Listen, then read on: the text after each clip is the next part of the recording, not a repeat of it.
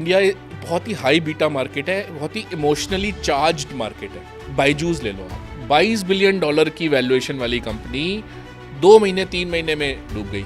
आज जितने फाउंडर्स बने हैं, ये जो नई कंपनीज आ रही है, those were x employees of the either of the listed companies या ऑफ द यूनिकॉर्न्स। फ्लिपकार्ट से सीखे हुए लोग, उन्होंने 50 या 55 कंपनी, उनमें से लोगों ने कंपनी स्टार्टअप्स की।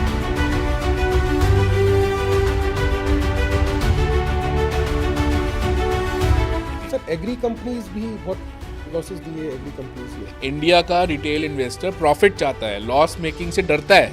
बहुत से लोग ऐसे भी पूछते हैं बिजनेस ओनर्स, क्या हम भी आईपीओ निकाल सकते हैं? लिस्टेड कंपनी में अगर आपको आना है तो आपको डिस्क्लोज करने पड़ते हैं अपने फाइनेंशियल्स। जोमेटो क्यों आ पाया इतने लॉस के बाद? तो सबको पता था जोमेटो क्या है।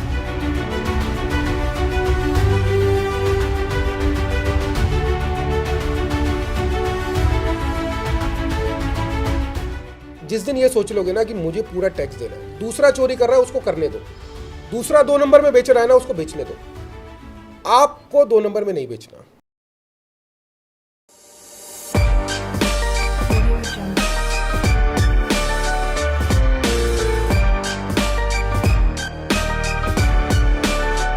क्या आप स्टार्टअप है? क्या आप बिजनेस ओनर है? पैसा चाहिए या आईपीओ निकालना है? आओ आज मेरे साथ मिलवाता हूँ आईपीओ मैन ऑफ इंडिया से। Hello friends, welcome to the nick neck show. Today we have in our studio an accomplished professional, a thoughtful leader, and a person who holds a portfolio of more than 400 startups in 60 plus countries, and with the INSEED lead Canadian VC fund. He is a go-to source for funding from largest anchor investor with AUM, asset under management, of more than 18,000 crores. Over the years, he has supported companies and investors in diverse fields. Let's welcome none other than Mr. Tushar Kansal, founder of Consultancy Venture. हमें तो sir बहुत खुशी हुई, आज मेरे पास ही आई, कहती है आप गाने वाने देखने बंद करो, आईपीओ मैन ऑफ इंडिया आ गए। तो बहुत बहुत आपका स्वागत है स्टूडियो के अंदर। Thank you for having me. Thank you. और शायद ये आपका जो इंट्रोडक्शन है शायद कई सारे पेजेस तक चला जाए, और ये भी मेरे को बताया गया कि 500 से ऊपर आप टॉक्स दे चुके हैं। हाँ जी, मेरे 500 से ज़्यादा videos, articles Google, YouTube, Spotify, LinkedIn पर हैं। टेडेक्स स्पीकर है सर आप? टेडेक्स किया मैंने, राइट, टेडेक्स किया हुआ मैंने 2016 में स्टार्ट किया था कंसल्टेंसी वेंचर्स, और उसी टाइम वेंचर कैपिटल टीवी जो सिंगापुर बेस्ड चैनल है, उन लोगों ने मुझे अप्रोच किया। तो मुझे बहुत अच्छा लगा कि वो डिफरेंट सेक्टर्स के बारे में, डिफरेंट कंट्रीज़ के पैनल से लोग आते थे, तो वहीं से मैंने फिर टॉक्स और डिस्कशंस देने शुरू करे। और हमारे एक दिल्ली यूनिवर्सिटी MBA के एलुमनाई थे, उन्होंने मुझे एक इवेंट पे बोला आप जज कर लो। तो मैं गया, तो मैंने देखा ये तो सोशल मीडिया पे बहुत अच्छा स्प्लैश बना और काफ़ी अच्छा नॉलेज ड्रिवन इवेंट था। हाँ जी। तो बस वहीं से फिर मैं करता चला गया। तो क्या ऐसे दिमाग में आया है कि भाई मेरे को इस आईपीओ की फील्ड में जाना है? देखिए, अगर आप इंडिया के VC फंड्स को देखोगे ना, हाँ जी, जिनके 8 या 10 साल पूरे हो गए हैं, उनमें से 72% फंड्स सेबी के पास गए हैं ये कहने के लिए कि हमें एग्जिट नहीं मिली बहुत सारी कंपनीज से। तो आप, सेबी का रूल होता है कि 10 साल जब पूरे हो जाते हैं तो जो जितनी भी इन्वेस्टमेंट्स बची हुई हैं, they are suppose to sell it, और बेच के वो पैसा वापस करो और बंद करो फंड को। तो वो कर ही नहीं पाते क्योंकि उसका बायर ही नहीं है। तो exit is the biggest issue in India, कि जो इन्वेस्टर है पैसा डाल दिया, स्टार्टअप में डाल दिया या SME में डाल दिया, लेकिन एग्जिट नहीं मिल रहा है। और एग्जिट का फील्ड गवर्नमेंट ने खोल दिया। SME IPO जो एक SME इमर्ज है और BSE SME है, उस पर थोड़े से शैलो IPOs आते थे कि फ्रेंड्स और फैमिली वाले ही डाल देते थे पैसा। अब वो इन्वेस्टर्स का इंटरेस्ट आ गया उसमें, और एकदम से वो चल निकला। तो हम लोगों ने उसमें रोल प्ले किया, क्योंकि जो लार्जेस्ट एंकर इन्वेस्टर है जिसने 18,000 करोड़ का एसेट है, 82 IPOs किए हुए हैं। 18,000 करोड़ का एसेट मैनेजमेंट, मैं तो अभी पढ़ता ही मैंने कहा शायद मैं गलत तो नहीं पढ़ रहा इसको। नहीं नहीं, 18,000 करोड़ का एसेट अंडर मैनेजमेंट है, और मॉर्गन स्टैनले सिंगापुर और जो बाकी एंकर इन्वेस्टर्स हैं उनके साथ मिल के डालते हैं। ये बहुत ही एक ऐसा फील्ड है जिसमें आप कोलैबोरेट करते हो, आप दूसरों के साथ रिस्क भी शेयर करते हो, रिटर्न भी शेयर करते हो, और अच्छी डील सब लोग एक दूसरे को कि देखो मैंने इसका पूरा ड्यू डिलिजेंस किया है, इस कंपनी का बहुत अच्छा प्रॉफिट है, जो फाउंडर है उसकी क्वालिटी पता चल जाती है 5-6 महीने जब आप उसके साथ काम करते हो, तो आप दूसरों को जोड़ते हो साथ में। और आपको मतलब एक स्टैटिस्टिक मैं बताऊं कि 82 आईपीओज़ में से 16 आईपीओज़ में उनको नुकसान हुआ, लेकिन बाकी आईपीओज़ में प्रॉफिट में 200%, 300%, कई आईपीओज़ में तो 2500% प्रॉफिट पे है। 2500%? जी, आप देखो जब रिटेल इन्वेस्टर को कोई चीज़ पसंद आती है ना कि यार ये कंपनी है 50 करोड़ का आईपीओ किया था और अब 50 करोड़ का नेट प्रॉफिट कर रही है, तो वो शेयर जो है वो 100 रुपये से 2500, 3000 रुपये कहीं भी जा सकता है, क्योंकि आपको अमेज़ॉन, एप्पल, ये गूगल, फेसबुक, मेटा, एनवीडिया, इन्होंने ये दिखा दिया है कि अपर लिमिट है ही नहीं, ट्रिलियंस में भी वैल्यूएशन जा सकती है। क्योंकि जब रिटेल इन्वेस्टर कम शेयर्स के अंदर ट्रेडिंग हो रही है, सपोज एक कंपनी के 3-4% शेयर्स की ट्रेडिंग हो रही है, 95% दूसरों के हाथ में है, तो वो 3-4% तो कहीं भी जा सकता है ना। तो सबको पसंद है, रिटेल इन्वेस्टर को पसंद है, और इंस्टीट्यूशनल इन्वेस्टर भी घुस जाते हैं। तो वैल्यूएशन जैसे मैं अगर किसी से पूछूं कि आपकी एज क्या है, तो वो कहेगा 50 साल, तो मैं बोलूँगा 50 इज़ द अपर लिमिट, तो कहेगा नहीं अपर लिमिट नहीं है। तो उसी तरह से शेयर्स की भी कोई अपर लिमिट नहीं है। डिपेंड्स कि उसकी प्रॉफिटेबिलिटी या फाइनेंशियल्स कैसे है, या लोगों को कितना पसंद आ रहा है, उस हिसाब से उसको आगे सेक्टर कैसा चल रहा है, प्रॉफिटेबिलिटी क्या है, कंपनी स्प्लैश कितना क्रिएट करती है। लिस्टेड कंपनी को ज़्यादा मौका मिलता है स्प्लैश क्रिएट करने का, क्योंकि आप जोमेटो देखो, आम पब्लिक जानती थी क्योंकि उनकी मोबाइल पे ऐप थी, लेकिन एज एन इन्वेस्टर उस कंपनी ने आईपीओ किया जब वो बहुत लॉस मेकिंग थी, और उसके बाद उसको रियलाइज़ हुआ कि इंडिया का retail investor, IPO investor profits चाहता है। इंडिया का रिटेल इन्वेस्टर प्रॉफिट चाहता है, लॉस मेकिंग से डरता है।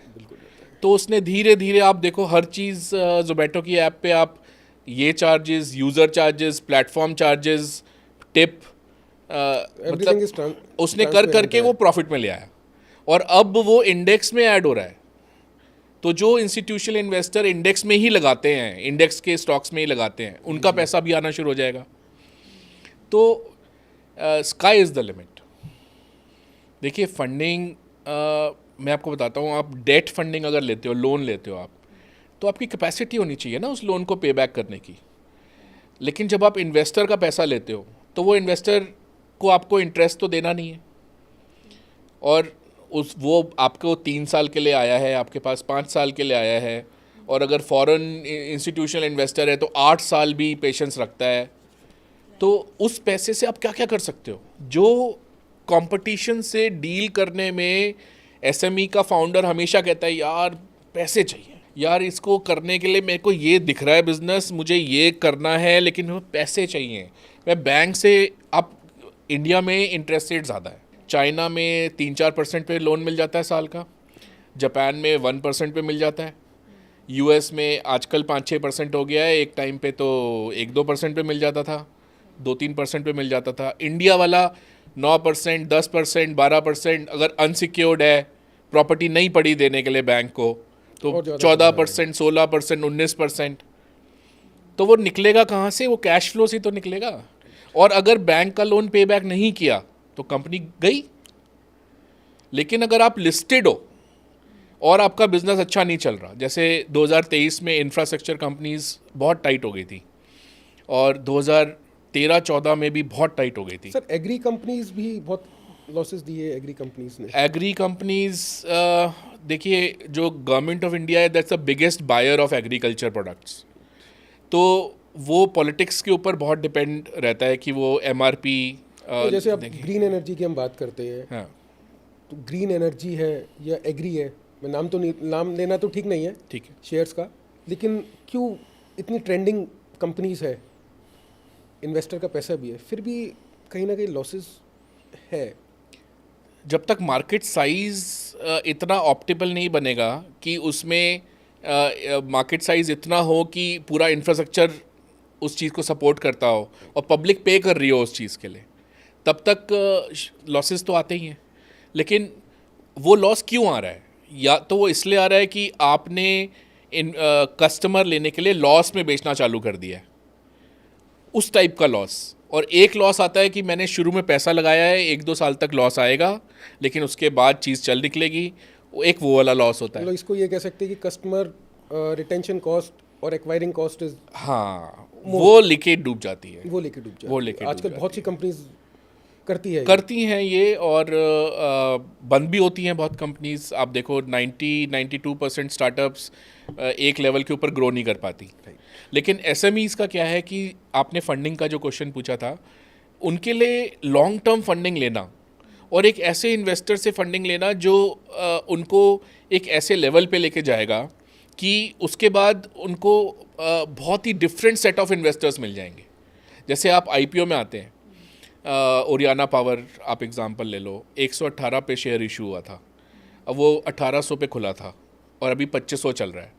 तो जिन इन्वेस्टर्स ने 118 से पैसा बनाया, फिर 1800 पे पैसा बनाया, फिर उसने 2500 पे पैसा बनाया, तो वो कहता है यार इसने मुझे कमा के दिया। रिलायंस HDFC फेस वैल्यू पे आए थे, लेकिन आज करोड़ों लोग हैं जिन्होंने उससे कमा चुके हैं, कहते हैं ये शेयर कमा के देता। तो वो वाला इन्वेस्टर जो कहता है कि इसको तो मैं अपने फैमिली इन्वेस्टमेंट की तरह रखूंगा, ट्रेंड बन जाता है, वो ट्रेंड को वो इन्वेस्टर का रास्ता खुल जाता है फंडिंग में। तो सर आईपीओ फंडिंग में क्या स्टार्टअप ही आईपीओ निकाल सकता है, या बहुत से लोग ऐसे भी पूछते हैं बिजनेस ओनर्स, क्या हम भी आईपीओ निकाल सकते हैं?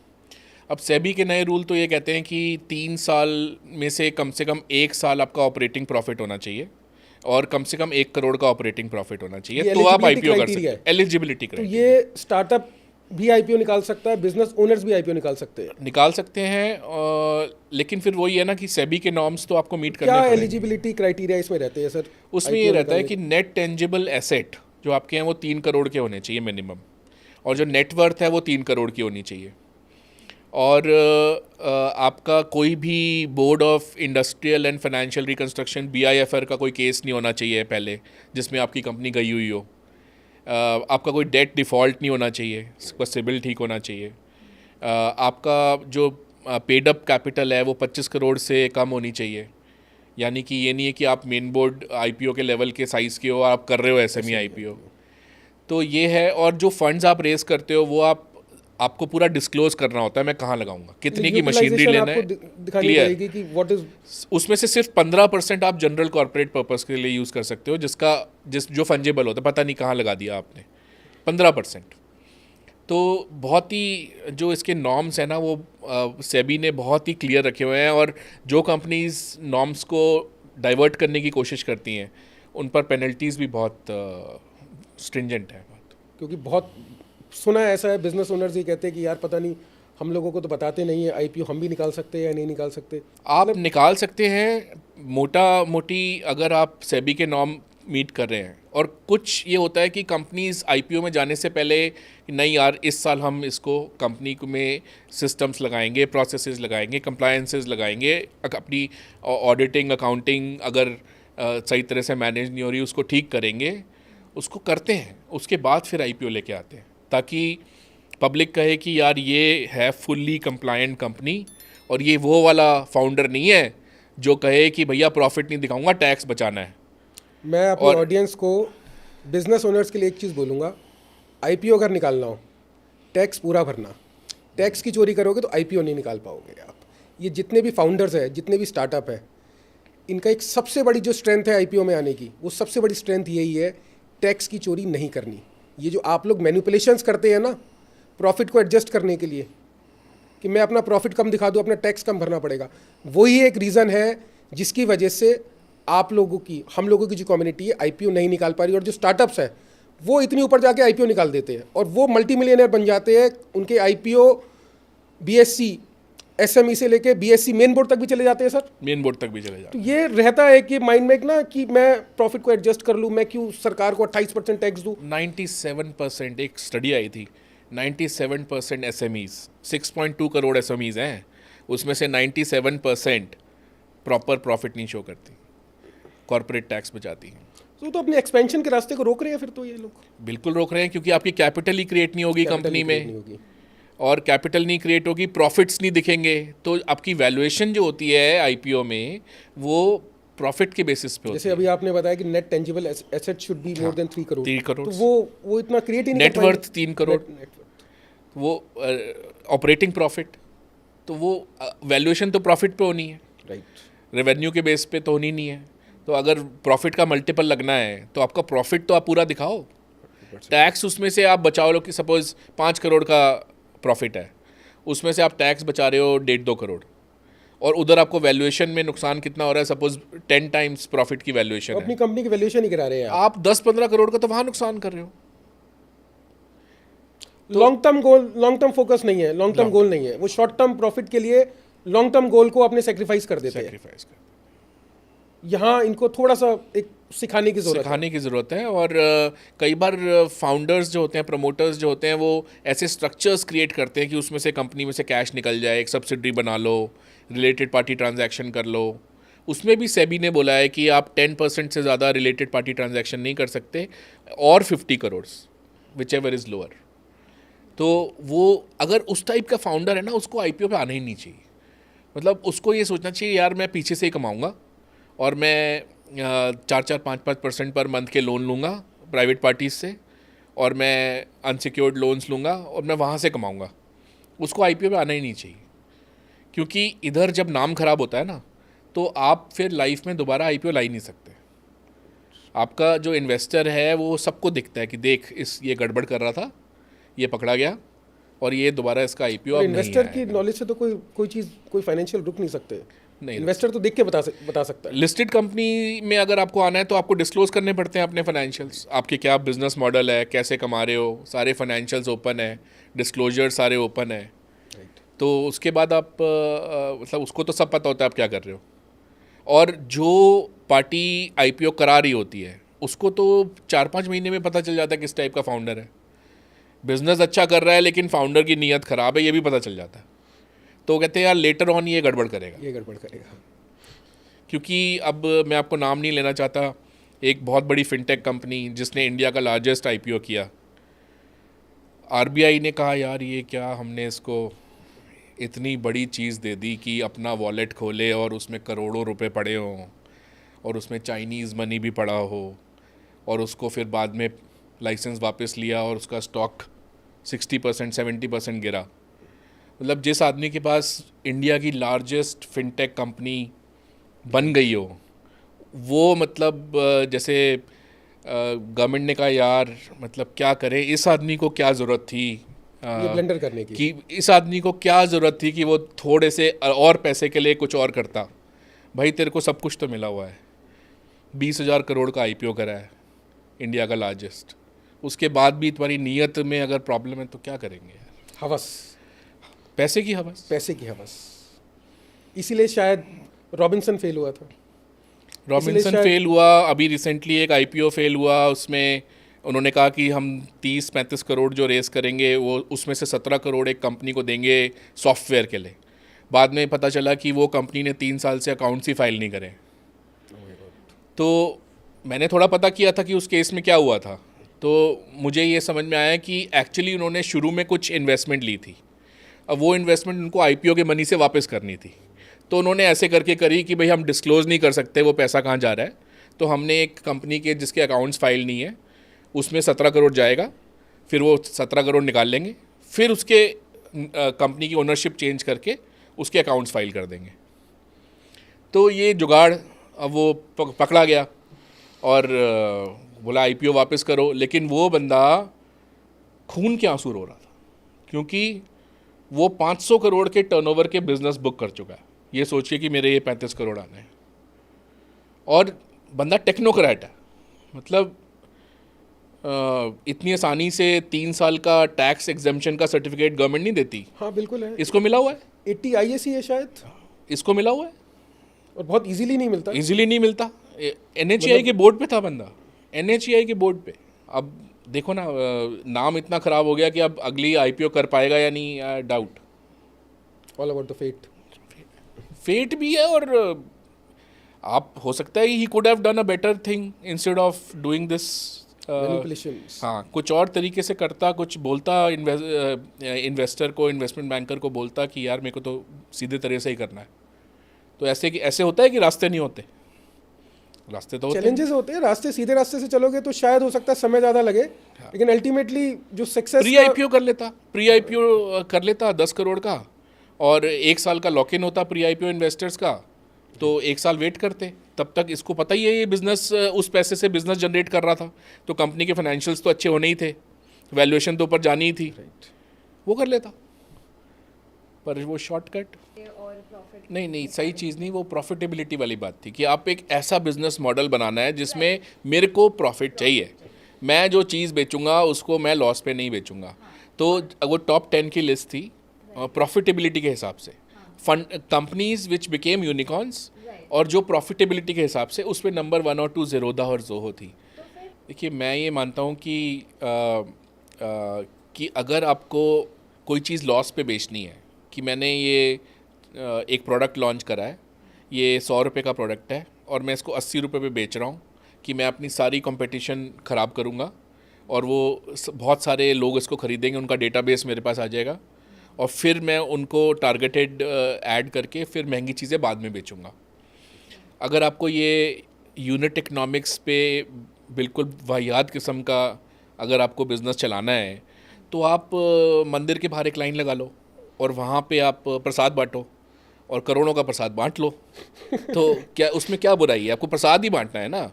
इन्वेस्टर का पैसा जला रहा है तो मंदिर के बाहर जला ले, क्यों जलाना है उसको बिजनेस करके? मैं स्टार्टअप फाउंडर हूँ और मैं ये करता हूँ वो करता हूँ। बर्निंग रेट दिखाना है अपना। अब जोहो ज़ेरोधा वाले आप देखो, ज़ेरोधा ने तो अच्छे काम भी करे कि इतनी प्रॉफिटेबिलिटी है, 2700 करोड़ का प्रॉफिट है। उसके बाद वो एक वेरसिटी करके चलाता है जिसमें सब इन्वेस्टर्स को एजुकेट करता है स्टॉक मार्केट के बारे में। जब आप ज़ेरोधा ऐप यूज़ करते हो तो शुरू में एक डिस्क्लेमर आता है, 94% of option traders lose money, only 6% make money. तो वो वार्निंग देने की क्या ज़रूरत है उसको? लेकिन जेन्युइन बिजनेस है, जेन्युइन फाउंडर है, रिटेल इन्वेस्टर के भले की सोचता है, तो लोगों को विश्वास है। कंपनीज है ये। हाँ, बूटस्ट्रैप कंपनीज है ये। बूटस्ट्रैप कंपनीज है, खुद चलाया है बिल्कुल वो। इसीलिए शायद ऐसा बोला जाता है कि 118 अगर यूनिकॉर्न्स है, 2022 के अंदर शायद 45 यूनिकॉर्न्स थे, और 2023 में एक जेप्टो और एक इनक्रेड आया था, उसके सिर्फ 2। इतनी वेरिएशन हो गई यूनिकॉर्न्स में। फंडिंग विंटर आया था 2023 में। उसका मतलब ये था कि जो यूएस जो डॉलर है वो ग्लोबल ट्रेड का करेंसी है, और जो इन्वेस्टमेंट भी होती है वो सबसे ज़्यादा डॉलर्स के थ्रू होती है, which means you need access to those dollars. तो यूएस ने कोविड के टाइम क्या किया था ना, बहुत सारे लोगों को पैसा बांटा था, उनके अकाउंट्स में डॉलर्स डाले थे कि आपका बिजनेस बंद हो गया, आप जॉब नहीं कर पा रहे, तो hairs the money, hairs the money. वो मनी इतना घूमता रहा सिस्टम में कि इन्फ्लेशन बढ़ गई, महंगाई बढ़ गई। पैसा ज़्यादा होगा, प्रोडक्ट्स कम होंगे, तो वो सेम पैसा प्रोडक्ट्स को चेस करेगा, महंगाई बढ़ जाएगी। तो वो डॉलर्स जो घूम रहे थे पूरे ग्लोबली, उस वजह से इन्वेस्टमेंट्स खूब हो रही थी, वो फ्री का पैसा पड़ा हुआ था लोगों के पास।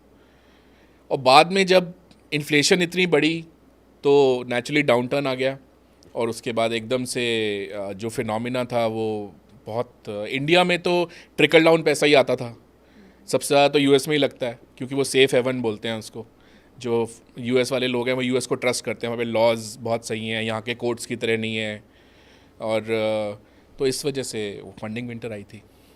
बट आजकल आप देखो, वीसी सर्कल, योर स्टोरी, हर हफ्ते आपको कम से कम 3 से 4 इन्वेस्टमेंट्स दिखेंगी जो हो रही हैं, प्रॉफिटेबल बिजनेस मॉडल्स में हो रही हैं, और थोड़ी सी आगे वाली स्टेज पे हो रही हैं। जो अर्ली स्टेज है वो कम हो रही है, वो कम हो गई है, क्योंकि वो pre seed, friends and family, angel, ये आजकल जिसको भी देखते हैं वो स्टार्टअप खोल लेता है। वो कहता है पैसा तो संसार में बहुत है, इन्वेस्टर्स के पास पैसा बहुत है, तो मैं ले ही लेता हूँ। मैं ले ही लेता हूँ। हाँ, तो सर इसमें चैलेंजेस और क्या आते हैं? जैसे आईपीओ से अभी बात हो रही थी हमारी, तो क्या इसमें चैलेंजेस आते हैं? चैलेंजेस है, सबसे बड़ा चैलेंज है प्रमोटर का माइंडसेट। उसका माइंडसेट ये है, यार ये ओरियाना पावर 90 टाइम्स प्रॉफिट पे चल रहा है, तो मेरे को भी 90 टाइम प्रॉफिट की वैल्यूएशन मिले। भाई जायसवाल एक क्रिकेटर है, उसने रणजी में 100 सेंचुरी से ऊपर मारी है। किसी को पता है कि वो रणजी में क्या करा था उसने? कुछ नहीं पता। लेकिन ऑस्ट्रेलिया में सेंचुरी मारता है, सारी दुनिया को पता है, सारे टीवी देखने वालों को पता है जायसवाल ने इतनी सेंचुरियाँ मारी हैं पिछले 6 महीने में। तो जो एसएमई की सेंचुरी होती है ना, वो आईपीओ के बाद शुरू होती है। एसएमई ने पहले क्या किया है किसी को नहीं, नोबडी इज बॉदर्ड। तो वो जो नए इन्वेस्टर आते हैं ना, उनकी आंखें उस एसएमई के ऊपर तब डलना शुरू होती हैं जब वो आईपीओ कर लेता है, तब वो जायसवाल बन जाता है। फिर वो छक्के चौके मारता है, 50 करोड़ की डील, इसमें 6 करोड़ का प्रॉफिट। फिर वो चौके छक्के मारता है और इन्वेस्टर कहता है शेयर खरीदो। आ जाता है, बहुत एक्सटर्नल फंड्स बहुत आते हैं। अभी हमारे जो लार्जेस्ट इन्वेस्टर हैं वो मॉर्गन स्टैनले सिंगापुर को लेके आए। बहुत सारे फॉरेन इन्वेस्टर भी तो रिटर्न चेस कर रहा है। राइट। और इंडियन मार्केट की ब्यूटी क्या है? स्टॉक मार्केट की, इंडियन मार्केट की ब्यूटी ये है कि हमारी बहुत हाई बीटा मार्केट है। इसका कहने का मतलब ये मैसेज एक ऑडियंस को, आप कैमरा देख के सामने ऑडियंस को दे दीजिए। ये बहुत इंडिया बहुत ही हाई बीटा मार्केट है, बहुत ही इमोशनली चार्ज्ड मार्केट है। यानी इसको थोड़ा सा अगर किसी को स्टॉक को पसंद किया तो उसका शेयर जितने हाई इंडिया में बढ़ेगा वो बाहर किसी और स्टॉक एक्सचेंज पे नहीं बढ़ेगा। और रिवर्स भी ट्रू है, जब यहाँ पे फियर आता है तो करेक्शन आती है, दूसरी जगहों पे करेक्शन आएगी 2-3% की, इंडिया में करेक्शन आती है 15% की। ऐसे वाटरफॉल की तरह करेक्शन आती है। तो बहुत ही हाई बीटा, बहुत इमोशनली चार्ज्ड मार्केट है, और फियर और ग्रीड दोनों ही बहुत ज़्यादा है। मतलब ग्रीड जब आता है तो 10 गुना, फियर जब आता है तो बेच के भागो। ये इंडिया की मार्केट की ब्यूटी है। ये ट्रेंड कुछ पॉजिटिव इन्वेस्टर्स ने ये चीज़ समझी हुई है, एफआईआईज़ को पता है, म्यूचुअल फंड इन्वेस्टर्स को पता है। तो उनको पता है कि यार अभी बहुत ऊपर चल रही है मार्केट, तो जिस दिन करेक्शन आएगी उस दिन हमारा 15% का फटका सीधा लगेगा। तो भैया ये टाइम है, बेच के साइड हो जाओ। देखिए आईपीओ में क्या होता है, जैसे शेयर्स आपके परमानेंटली ट्रेड होना शुरू हो जाते हैं, तो आप कभी भी बेच सकते हो। तो आपके पास एक इतनी लिक्विडिटी ऑप्शन आ जाती है। नहीं तो आप अगर नॉर्मल केस में एक स्टार्टअप में डालते हो, अगला राउंड कब होगा, ठीक है, उसकी वैल्यूएशन उस टाइम क्या मिलेगी। शायद 3 साल का लॉक इन होता है स्टार्टअप्स में। अगर प्री आईपीओ इन्वेस्टर है तो 1 साल का लॉक इन होता है, और एंकर इन्वेस्टर है तो 3 महीने का लॉक इन होता है। तो वो है उसमें तो और मतलब आईपीओ करने के बहुत एडवांटेजेस हैं। जैसे कि अगर एक ब्रांडेड कंपनी है, वो कहती है यार बिज़नेस देना है, यार ये लिस्टेड कंपनी है तो लिस्टेड है, सारी कंप्लायंट होगी, प्रॉफिट प्रॉपर शो करती है, मैनेजमेंट में इंडिपेंडेंट डायरेक्टर्स रखे हुए हैं, प्रॉपर बोर्ड बनाया हुआ है, यार इसके साथ काम करने में नुकसान नहीं होगा। Brand visibility, trust, transparency, due diligence government हो चुकी है, गवर्नमेंट के इतने नॉर्म्स मीट करती है, तो टैक्सेशन भी प्रॉपर है, बहुत एडवांटेजेस मिल जाते हैं। और इसकी फंड रेजिंग कैपेबिलिटी अच्छी है, तो मेरा पैसा नहीं मरेगा। भाई कभी भी वो शेयर बेच के तो ले ही सकता है ना, अगर लोन से नहीं मिल रहा। In hand liquidity, overnight we can sell the shares. कर सकता है। अभी जो एक बायजूस ले लो आप, $22 बिलियन की वैल्यूएशन थी। अब फंड रेज करने निकला, बिजनेस डाउन जा रहा था और बहुत कंट्रोवर्सीज थी, तो एग्जिस्टिंग इन्वेस्टर्स ने मना कर दिया कि हम इसको सपोर्ट नहीं कर रहे। क्या हुआ? डूब गई, बंद हो गई। $22 बिलियन की वैल्यूएशन वाली कंपनी 2 महीने 3 महीने में डूब गई। लेकिन यही अगर लिस्टेड होता तो ये जो लिस्टेड उसके शेयर होल्डर्स होते, उनके साथ एक कम वैल्यूएशन पे राइट्स इशू कर लेता, एटलीस्ट लिक्विडिटी इशू तो नहीं कुछ तो आता, कुछ प्रोजेक्ट बेच लेता, साइड में कोई सब्सिडरी बेच लेता, उसके बाद फिर दोबारा स्टार्ट कर लेता। तो वो ऑप्शन एक आपके पास एक लाइफलाइन आ जाती है। ये भी बोला जाता है कि आईपीओ जो है भाई IPO is a culmination of journey into different kind of entity, कुछ ऐसा भी कंपनीज कहती है।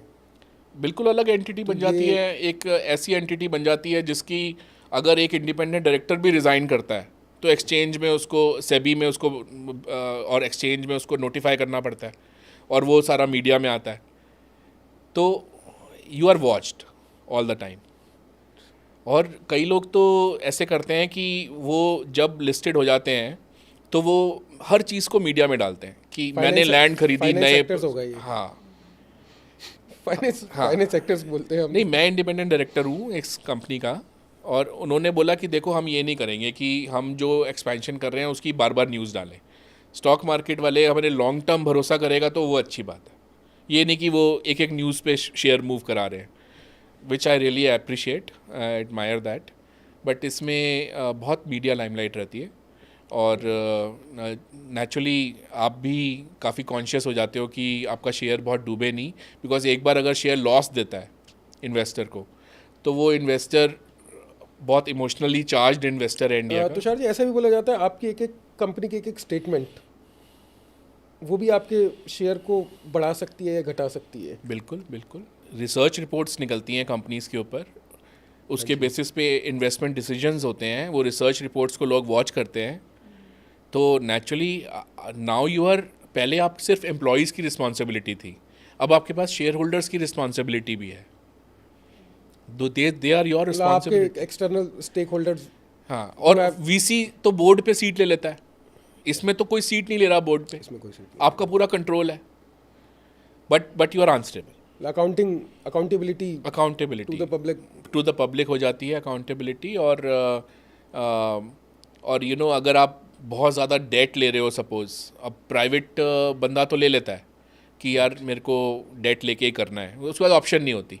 लेकिन लिस्टेड वाली अगर एक रेंज के बियॉन्ड डेट लेती है और उसको सारे क्वार्टरली फाइनेंशियल्स डिस्क्लोज होते हैं तो वो देख लेते हैं यार ये कंपनी तो बड़ी डेट ले रखा है, भागो इसमें से, they start selling the shares। सब यार सारे करते हैं। अच्छा, जो सीईओज होते हैं लिस्टेड कंपनी के, उनकी क्वार्टरली परफॉर्मेंस देखी जाती है।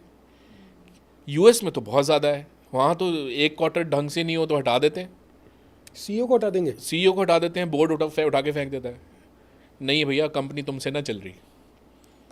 तो इंडिया में भी प्रेशर होता है बहुत, क्योंकि क्वार्टरली बेसिस पे शेयर डिसाइड हो रहा है, शेयर के बेस पे रिटर्न सारी बोर्ड की बनी हुई है, सबको शेयर्स अलॉटेड है, अगर उनका नुकसान होगा तो वो तुम्हें कैसे छोड़ेंगे फिर? तो होना भी चाहिए रिस्पॉन्सिबिलिटी, अकाउंटेबिलिटी, रिस्पॉन्सिबिलिटी होनी चाहिए बट ये हमारे यहाँ इंडिया में इग्नोर हो जाती है। ये तो देखा है मैंने।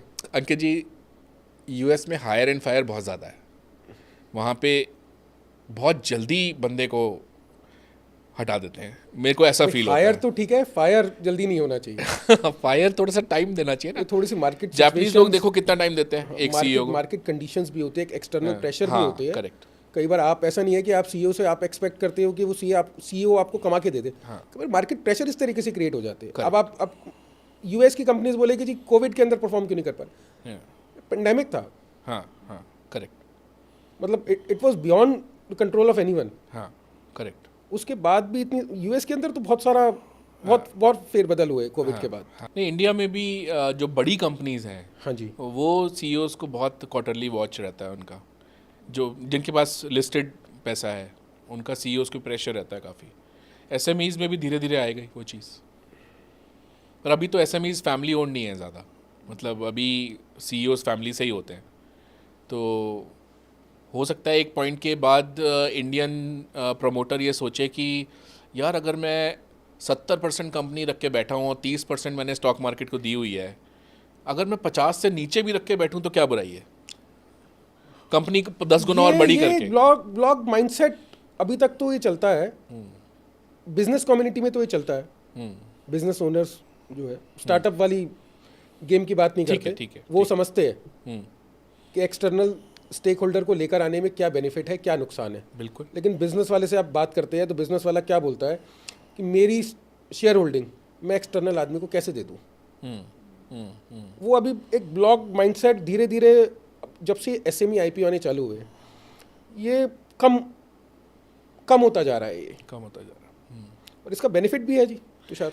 बेनिफिट आप देख लो ना, मार्क जकरबर्ग जेफ बीजोस,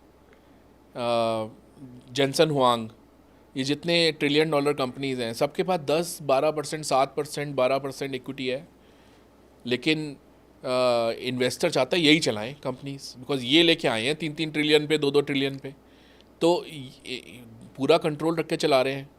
नुकसान क्या है? मतलब 7% of $3 trillion is $210 billion. Right. 7%, 70% of 100 crore company is 70 crore. तो 70 करोड़ अच्छा है या 210 बिलियन अच्छा है? ये अभी तक कम्युनिटी समझती नहीं थी। नहीं, ये साइकी धीरे धीरे अभी ये चेंज आ रहा है। जैसे जैसे नई जनरेशन बिजनेस में आ रही है ना, ये चेंज इसीलिए चेंज आ रहा है। ये तभी 240 एसएमई आईपीओ हुए हैं 2024 में, 8,000 करोड़ रेस किया है, और तभी ट्रेंड ये ट्रेंड दिखाई दे ट्रेंड अप है। और बहुत ही जो मेन बोर्ड में भी इन्वेस्ट करते थे वो भी अब एसएमई आईपीओ में कर रहे हैं। मैं पर्सनली 4-5 ऐसे इंटरनेशनल इंस्टीट्यूशनल इन्वेस्टर को जानता हूँ जो एसएमई आईपीओ में डाल रहे हैं।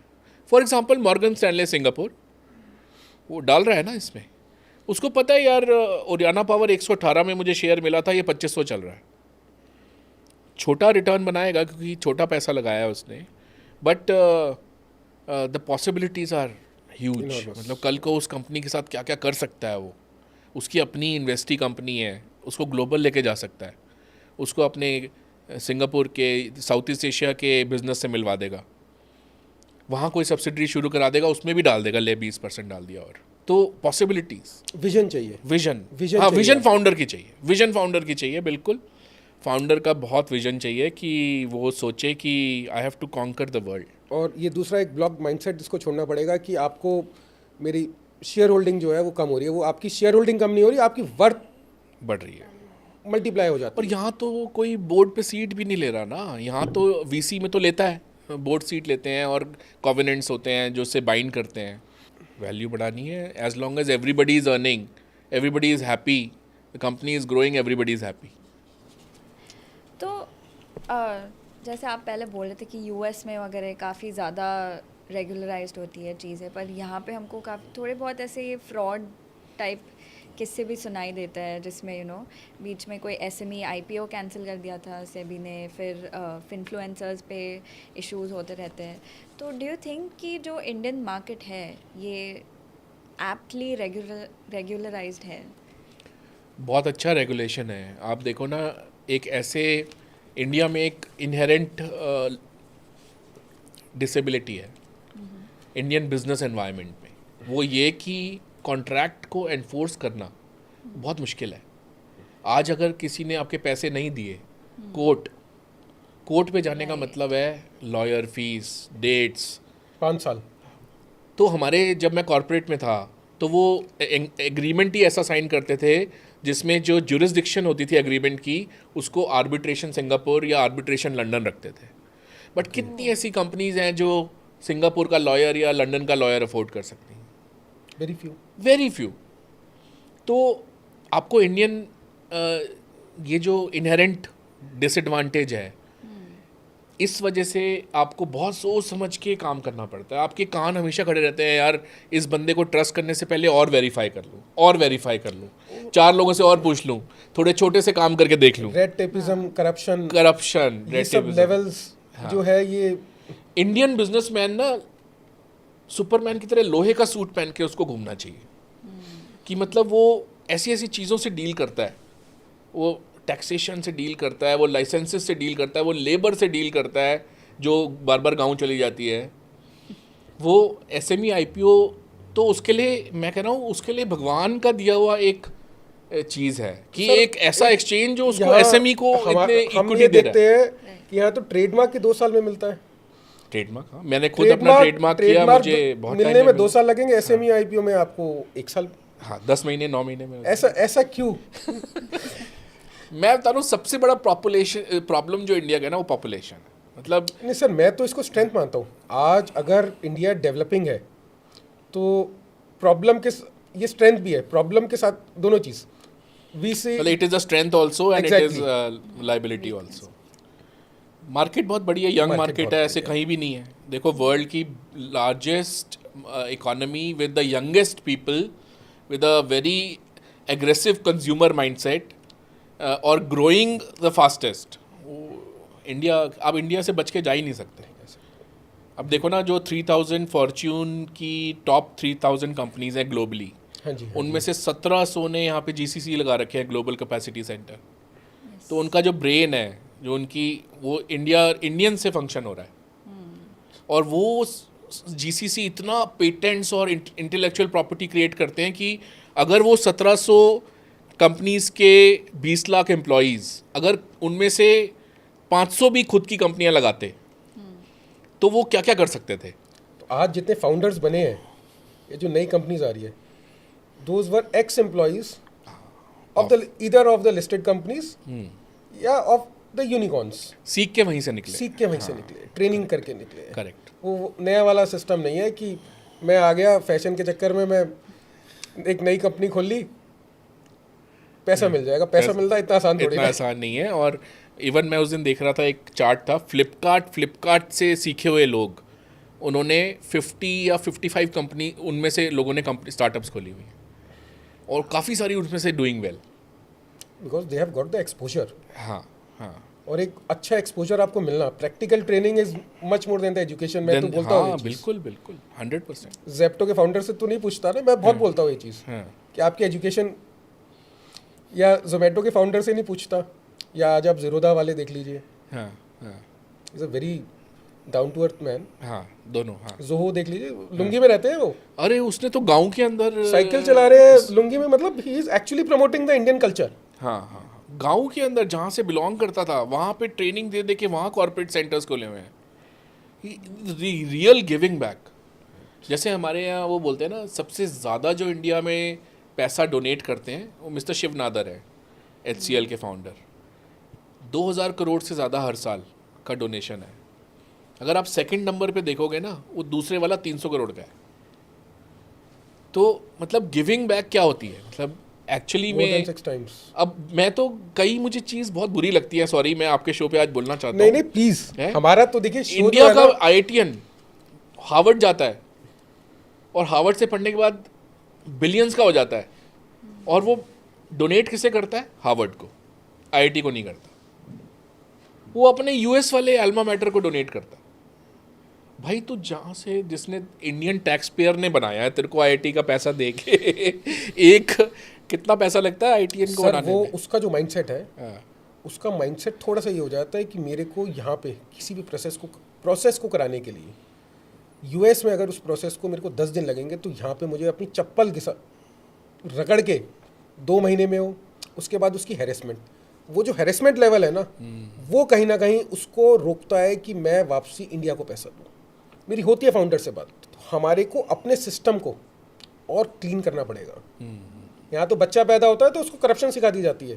पैदा होते बच्चे को, सही बात. कि बेटा ये ले ले, हाँ, खिलौना ले ले, चुप हो जा, खाना चुप हो जा, या खाना भी खिलाना होगा ना, उसको सेरेलैक भी खिलाना होगा, तो उसको सबसे पहले रिश्वत दी जाती है कि तो खिलौना ले ले पहले हाथ में. सही बात.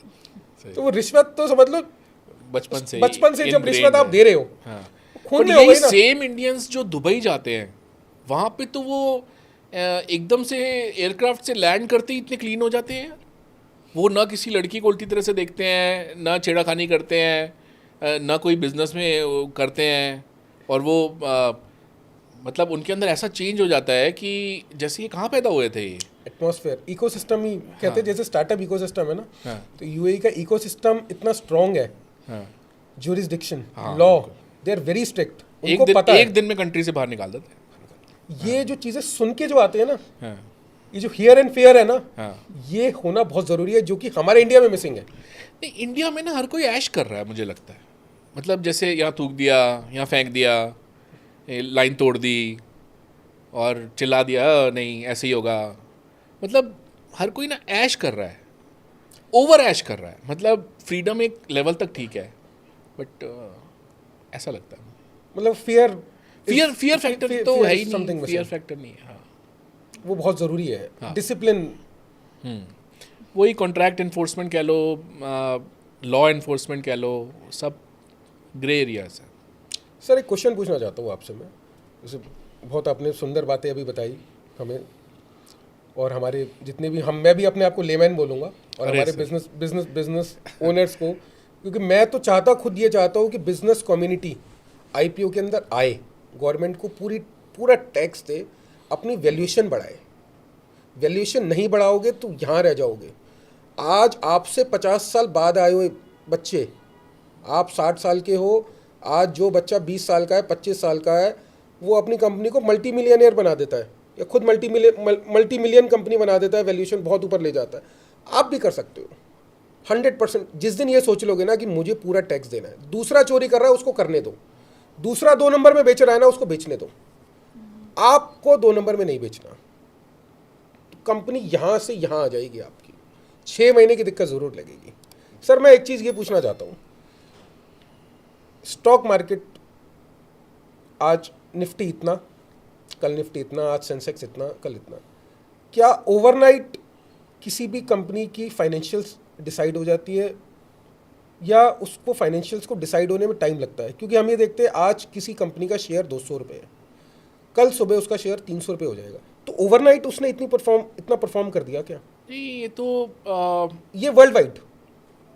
नहीं, एक्चुअली अब मैं आपको क्या बताऊं कि जैसे हर कोई आईपीओ की तैयारी करता है, हाँ जी, तो उसको कहता है कि यार वैल्यूएशन मिलनी है तो प्रॉफिट्स अच्छे दिखाने हैं, रेवेन्यू अच्छा दिखाना है। तो उस केस में वो अपनी सारी कंप्लायंसेस पूरी करता है और जेन्युइनली कोशिश करता है कि मेरे बिज़नेस बेस्ट रहे। उसमें कई बार मैंने जो सुना था, हाँ जी, जैसे एक एयरलाइन है, उसका स्टॉक मार्केट में आ रहा था, तो बड़ी टिपिकल ट्रिक बता रहा हूँ आपको मैं। वो ट्रिक ये है कि फ्यूचर का प्रॉफिट पहले बुक कर लो, ओके, ठीक है? जो प्रॉफिट नहीं है उसको पहले बुक कर लो, ठीक है? स्टॉक मार्केट में अच्छी वैल्यूएशन मिल गई, कंपनी की लिस्टिंग सॉलिड हो गई, लिस्टिंग के अगले 2 क्वार्टर्स तक आपको बहुत अच्छी फाइनेंशियल परफॉर्मेंस दिखानी है, ये पहले ही डिसाइडेड है। और 2 क्वार्टर के बाद जब सारे इन्वेस्टर एग्जिट मार चुके हों, तब आप वो जो आपने फिक्टिशियस प्रॉफिट्स बुक किए थे उसको राइट ऑफ करके लॉसेस कर लो, और उसमें से शेयर रिटेल इन्वेस्टर को पकड़ा दो कंपनी कि भैया तू ट्रेड कर इसको। तो ये एक मतलब बहुत ही चला चलाया चीज़ होती थी इंडियन स्टॉक मार्केट में, 2 क्वार्टर तक अच्छी परफॉर्मेंस दिखाना। लेकिन ये अब मेरे को लगता है चेंज हो गई है। अब जो सेवी के नॉर्म्स वगैरह हैं वो रियली में बहुत टाइट है। और अभी तो सेबी ने 2 दिन पहले एक कंपनी को फोरेंसिक करने का ऑर्डर दिया है, फोरेंसिक वैल्यूएशन, जिसमें पूरे ईमेल्स चेक होते हैं, फ्रॉड कहाँ पे हुआ और पूरी डिटेल में फोरेंसिक होती है, वो उसका ऑर्डर दिया है सेबी। अभी एक पीछे किस्सा भी आया कि किसी कंपनी का डिस्ट्रीब्यूटर, एक ऑथराइज्ड डिस्ट्रीब्यूटर ऑफ ऑटोमोबाइल, ऐसे कुछ करके न्यूज़ में बहुत चर्चा थी, छोटी सी कंपनी और बहुत बड़े बड़े शेयर्स, वैल्यूएशन हाँ, बहुत बड़ी बड़ी नहीं देखिए, उसमें मेरा व्यू डिफरेंट है। एक आदमी के पास 2 डीलरशिप्स हैं, है ना, 11 करोड़ का टर्नओवर है, 2 यामाहा की डीलरशिप्स हैं, हाँ जी, वो क्यों नहीं कर सकता आईपीओ?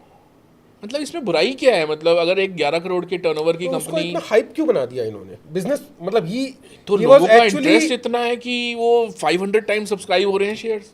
500 गुना। मैं जिस कंपनी का इंडिपेंडेंट डायरेक्टर हूँ, उसका $4 मिलियन का आईपीओ था, और आईपीओ बिड्स आई थी $2 बिलियन की। मतलब 4 मिलियन पे 2 बिलियन मिले थे। तो मुझे तो कोई बुराई नहीं लगती, ये तो बहुत अच्छी बात है। इसको इतना हाइप लेट क्यों अस बना दिया? सेलिब्रेट दिस ना। इसको इतना हाइप क्यों बनाते हैं? हाइप इसलिए बना रहे हैं कि देखो यार, हमने वो शोरूम जाके देखा, 2 कौड़ी का शोरूम किराए पे खुला हुआ, और ये छोटा सा सर, टुच्चा, it is a entitlement mentality. Basically ये तो एक प्रमोट कर रहा है बिजनेस कम्युनिटी को कि आप भी आईपीओ निकाल सकते हो। ये वो सोच है कि इसने कैसे कर लिया, ये वो सोच है। मैं तो इस सोच को बिल्कुल, जिसे कहते हैं, धिक्कारता हूँ, और मैं ये कहता हूँ कि और 10 करोड़ वाले टर्नओवर वाले और 500 आईपीओ आने चाहिए। बिल्कुल आने चाहिए। क्यों उनको नहीं? भी खुद तो यामाहा उनको का भी तो आगे शोरूम वाला बढ़ने का- वो बिजनेस नहीं कर रहा, बिल्कुल कर रहा है बिजनेस, तो क्यों उसका नहीं ले बिजनेस सकता है? शायद ज्यादा क्लीन मिलेगा। तो as long as business is good, as long as promoter का इंटेंट अच्छा है और वो फ्रॉड नहीं कर रहा, वो प्रॉफिटेबिलिटी टैक्स फ्रॉड नहीं कर रहा, और वो स्ट्रक्चर्स नहीं बना रहा पैसे निकालने के लिए, एज लॉन्ग एज वो नहीं कर रहा, a business is a business, तो they are entitled to get money. But having said that, मतलब अब जो ये SME IPOs आ रहे हैं, जो रिटेल इन्वेस्टर्स हैं, इंडिविजुअल इन्वेस्टर्स हैं, ये लोग कैसे इवैल्यूएट करें कि किसी SME IPO में इन्वेस्ट करना वर्थ है या नहीं? देखिए, उनको बहुत the best investor is an informed investor. मतलब आपको ये मानना चाहिए कि अगर मैं एक शेयर भी खरीद रहा हूँ तो मैं कंपनी खरीद रहा हूँ. आप अपने आप को वॉरेन बफेट समझो कि यार मैं एक शेयर भी खरीद रहा हूँ तो मैं एक्चुअली मैं एक कंपनी खरीद रहा हूँ, इसलिए मुझे उस कंपनी की पूरी नॉलेज होनी चाहिए. आप जो रेड हेरिंग प्रोस्पेक्टस फाइल होता है सेबी में, वो पढ़ो, 300-600 पेज का होता है. सारी चीज़ें दी हुई थी, कितने कोर्ट केस चल रहे हैं, प्रमोटर का बैकग्राउंड क्या था, बोर्ड पे जो लोग हैं उनका बैकग्राउंड क्या है. पहले तो ड्राइवर्स रख देते थे इंडिपेंडेंट डायरेक्टर की तरह. आजकल तो वो भी इंडिपेंडेंट डायरेक्टर का एग्ज़ाम होता है, उसमें वीडियो ऑन होता है, उसकी सारी डिस्क्लोजर जाती है. तो आजकल चीज़ें आसान नहीं है. वो पेपर मैंने भी क्लियर किया हुआ है, उस पेपर भी अच्छा खासा, उसमें पूरी CA की पूरी पूछ लेते हैं. हाँ, तो मतलब इन्वेस्टर को ना ये मानना चाहिए कि देखिए आप गोल्ड खरीद रहे हो तो आप उसका 24 कैरेट 28 कैरेट देखोगे ना, टेस्ट करोगे, जान पहचान से आप तो नहीं ले लोगे कि भाई किसी ने बोला ले लिया. अगर आप क्रिप्टो खरीद रहे हो, क्रिप्टो करेंसी है ही नहीं, वो तो एक फ्रॉड है. मतलब एक नंबर स्क्रीन पे चल रहा है, उसके पैसे रेट बढ़ता रहता है, तो आप उस पर सट्टा लगाते रहते हो, और जिसको देखो मन में आया वो नई करेंसी खोल लेता है. तो ये फ्रॉड है. तो अगर आप उसमें भी पैसा डाल रहे हो तो आप फिर भी गूगल सर्च तो करते हो ना कि यार ये मैं इस पर बिटकॉइन में डालूँ या ये चलेगी या नहीं चलेगी.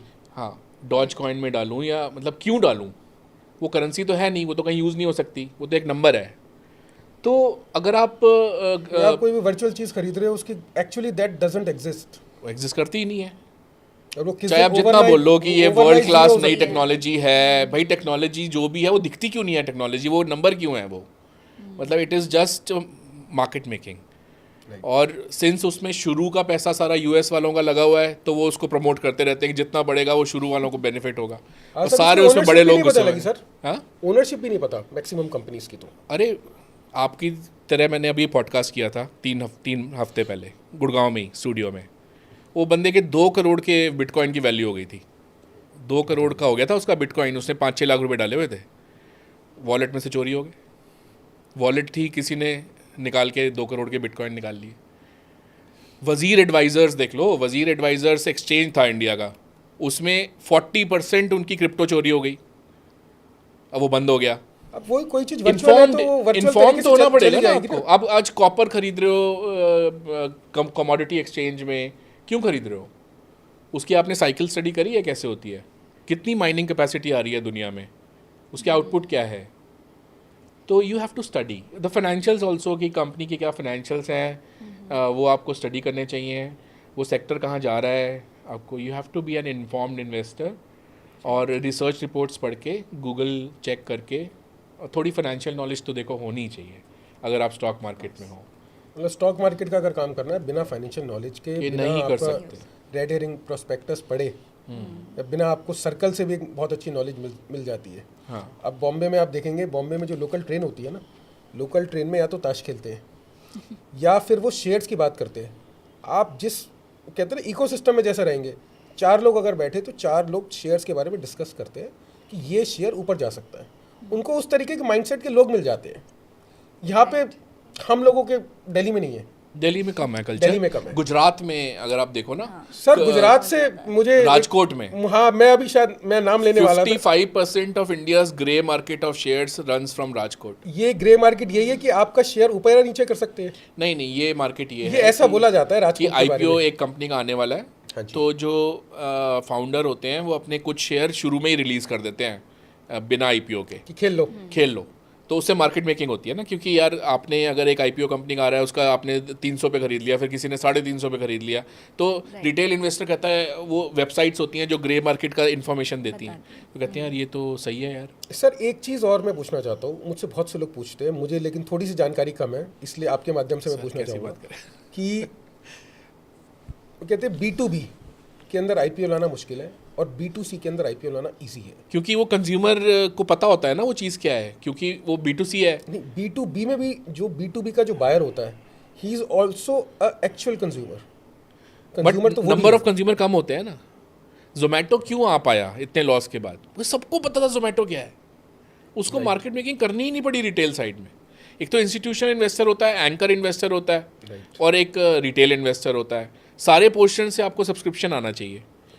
तो रिटेल का तो सबसे आसान हो गया कंज्यूमर में, B2C में कोई भी आदमी ऐप डाउनलोड करके देख लेगा।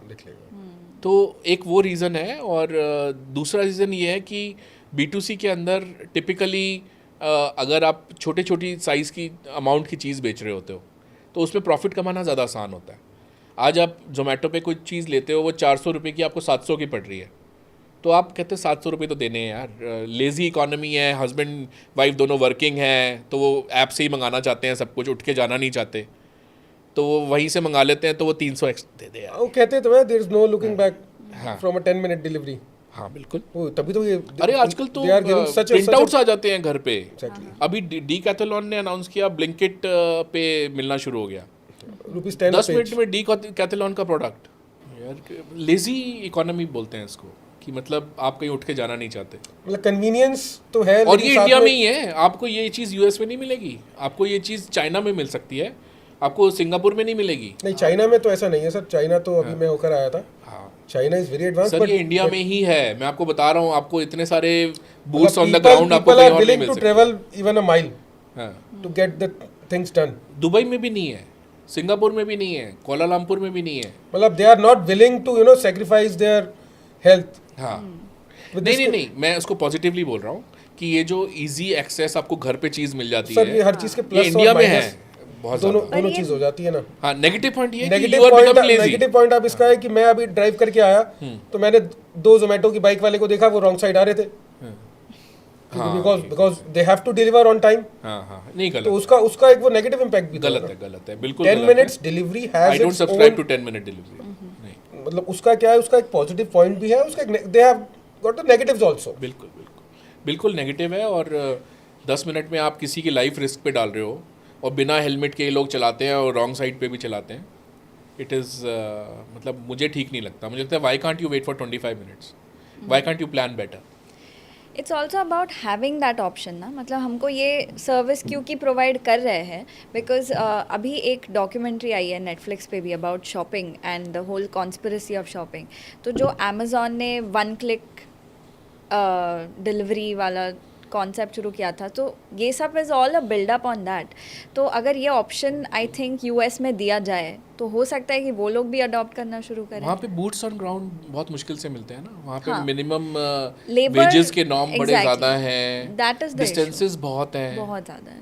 आपको हर चीज़ ग्रोसरी के लिए मॉल जाना पड़ता है, वहाँ पार्किंग करनी पड़ती है, इतने बड़े बड़े वॉलमार्ट के स्टोर्स हैं।